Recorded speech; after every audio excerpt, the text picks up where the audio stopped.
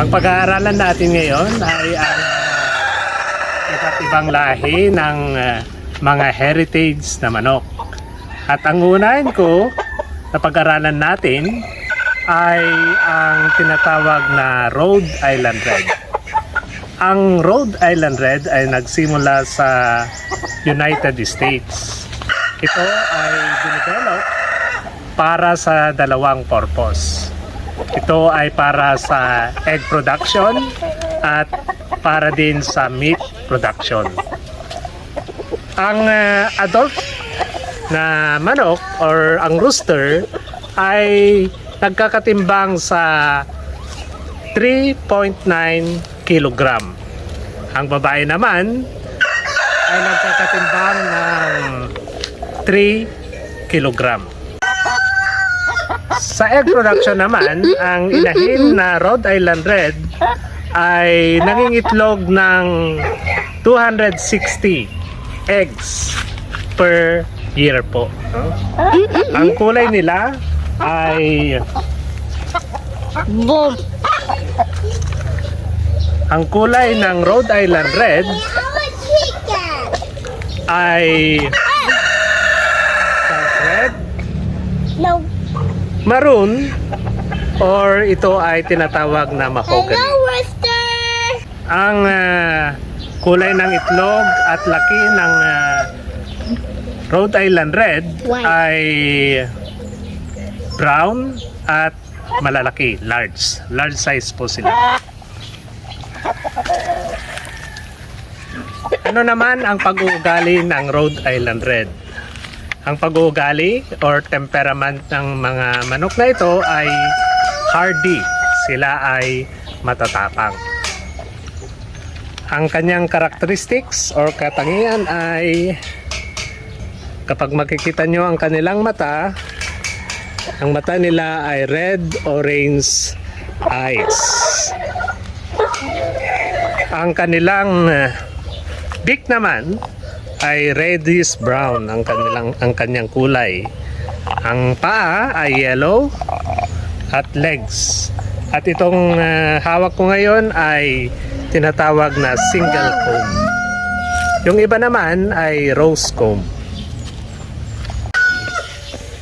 Ang manok naman na ito ay tinatawag na Barred Plymouth Rock.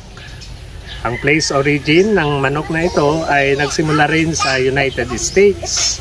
At ang purpose or primary purpose or use ng mga manok na to ay para sa egg at meat production pa rin. Ang isang rooster ay nagkakatimbang ng 3.4 kilogram. Ang babaeng hen naman ay nagkakatimbang ito ng 1.4 kilogram. Sa egg production, ang Barred Plymouth Rock ay nangingitlog ng 210 per eggs per year po. No? Oh my. Ang kulay ng kanilang itlog ay brown at ang laki ng mga itlog nito ay large. Ang kulay po ng Barred Plymouth Rock ay sinasabing barred or nasa steel gray at saka black. Okay.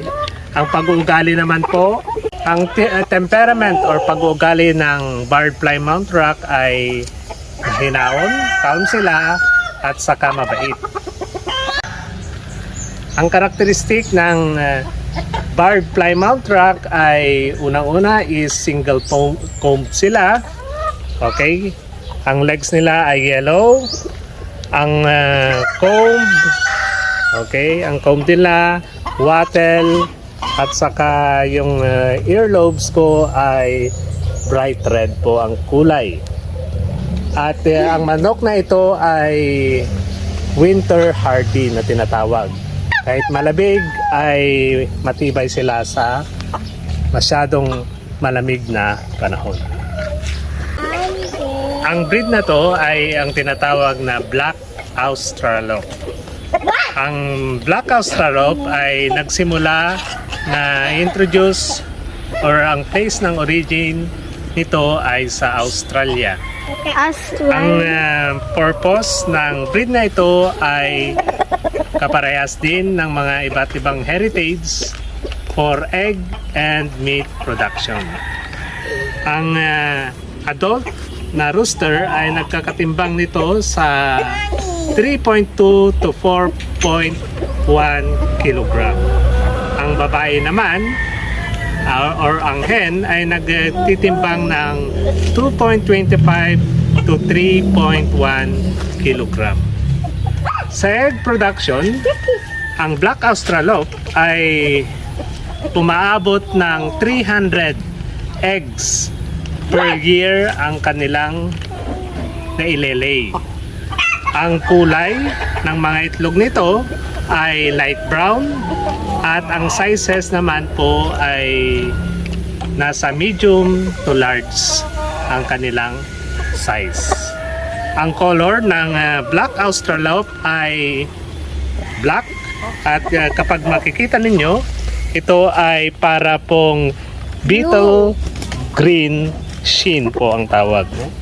Ang ng manok na ito ay ang kanyang pag-uugali ay friendly at masunurin. Sila ay docile. Ang kanyang karakteristik naman ay dark eyes, deep body, very active at single comb. Ito po ang itsura ng babaeng Black Australorp. Pero ito ay nagmo-molting kaya nakakalbo. Nagpapalit ang kanyang mga balahibo.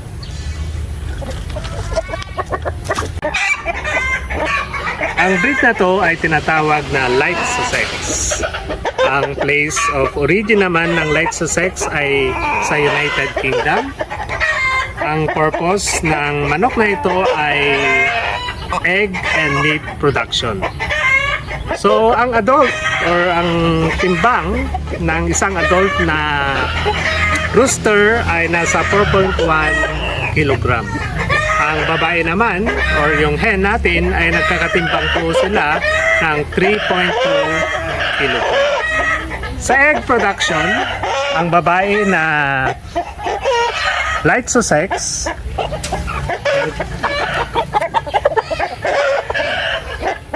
ay nangingitlog ng 250 eggs per year. Ang kulay ng kanilang itlog ay creamy light brown at ang sizes nila ay nasa medium to large o medium. Ang color ng Light Sussex ay ang kanilang katawan ay puti, white body, pero ang kanilang buntot ay itim. Ang tip ng kanilang pakpak ay itim. Ang temperament ng mga manok na ito ay unang-una ay docile, masunurin sila. At ang pangalawa ay active, very active. Ang mga karakteristik ng mga manok na ito ay tame, friendly, magaling din silang mag-forage ng kanilang pagkain, white ang kanilang skin, at whitish naman ang kanilang paa or shanks. Tawag na Wyandottes. Ang Wyandottes ay nag-originated sa United States. Ang primary use ng manok na ito is for egg at saka for meat production. Ang isang rooster ay nagkakatimbang ito ng 3.5 kilogram. Ang hen naman natin ay nagkakatimbang ito ng 2.7 to 3.2 kilo. Ang Wyandotte ay nangingitlog ng 210 eggs per year. At ang kulay ng kanilang itlog ay nasa cream or light brown. Ang sizes naman po ay nasa small to large na size ng mga itlog. Ang Wyandotte, ang kanilang kulay ay combination po ito ng red, blue, o gray, black, at saka white. Ang temperament ng Wyandotte ay masunurin, mahinaon, friendly na ibon. Ang karakteristik naman po ng Wyandotte ay cold hardy. Ang isang inahin ay maganda ang kanyang pangungukop ng kanyang good mother ability. Reliable din sila for setters on fertilized egg. Ang comb nila ay tinatawag na rose comb. Ang size ng mga ibon na ito ay medium size bird. Ang panghuling heritage breed ng manok ay yung tinatawag na Jersey Giant. Ito ay nagsimula sa United States. Ang purpose nito ay para gumawa ng dual purpose na heavyweight na mga manok. Kasi ang adult na rooster ay nagkakatimbang ng 6 kg. At ang hen naman ay nagkakatimbang ng 5 kg. Itong hawak ko ngayon ay 3 months old pa lang po. Ang egg production naman ay nangingitlog ang Jersey Giant ng 260 eggs per year. Ang color ng kanilang itlog ay nasa brown at ang sizes nito ay nasa large to extra large. Ang kulay ng Jersey Giant ay black, blue, white, or yung tinatawag na splash.